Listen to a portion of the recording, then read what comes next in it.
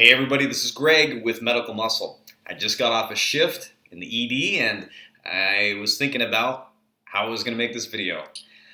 I get a lot of comments from you guys about, hey, can you share the high yield topics? I'm going to tell you that high yield, it's not quite a real thing. It is, but that shouldn't be what you should be shooting for. All right, so what do I mean? SGU had said this, and I feel like this is a great description of what high yield topics means. It's the minimum information to pass. It's the topics that you need to know for sure to pass an exam. That's to pass. If you're planning on doing honors, you need to know fucking everything. Or even like high pass. You got to know basically everything. You got to know everything. You got to learn it.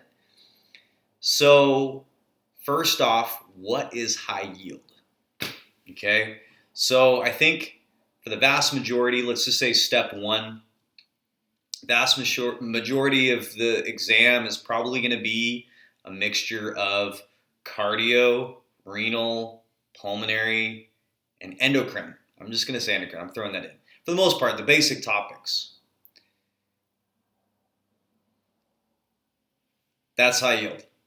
Okay? Everything about those is high yield. Those topics are high yield. All right? So what does that mean? Like, well, for cardio, you need to know all the pathologies with cardio. You need to know all the medications that are associated with treating cardiovascular diseases. You need to know contraindications. You need to know and anatomy. You need to know you need to know symptoms of different conditions. You need to know all kinds of stuff. Okay, genetic conditions that are associated with that. When I say cardio, it is a broad spectrum. And with pulmonary, same thing. With renal, same thing. With endocrine, same thing. So you can see that is a ton of information. That's basic knowledge. But that doesn't mean that you can't learn. You don't need to know like psych or ethics or anything like that, or statistics. Those questions do come up, right? They're just not as high. They're not as in such a high frequency. But what you could be asked specifically, you'll never know.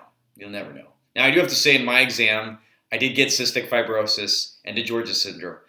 For some reason, that topic is a very attractive topic to the test makers. And STEP, I don't know why we study it like crazy, okay? But for some reason, those topics. But for the vast majority, it's going to be wild cards of any type of question that I just listed. Now, here's the thing. When you focus on trying to learn everything becomes easier. Because think about it, our body is connected. You know, the lungs and the kidneys are related in some way, right? With ACE receptors, okay? The heart and the lungs are connected, right? There's a relation to that. The heart and the kidneys, okay? Blood pressure, there is a relation. There are different things, and endocrine kind of controls a lot of these different things too. So they're all interrelated. And once you start covering everything, you start making connections. And in STEP and in tests in SGU or any medical school that you're in, you're going to get really hard questions, especially in Term 5 at SGU and for sure on STEP. You're going to see topics that you've never seen before, but they're built in a way that you can answer them if you know all these other things. You can easily answer them. So to focus only on high yield, it's a broad statement. It doesn't really mean anything, in my opinion. I feel like just, obviously those are probably the primary topics, cardiopulmonary renal for sure. There's going to be some topics on that. But what part of that topic, who knows, right? Genetic conditions, who knows? Who knows which ones you're going to see?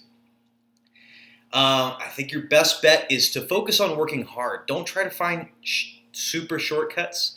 I mean, the only shortcut I could give when you're studying for STEP or any exam at St. George is, make sure you're making question banks that are more of the topics that you're going to see more of. Like usually they give you a breakdown of what the exam is going to have, and usually cardio is pretty high, pulmonary is pretty high, renal if it's a cumulative exam.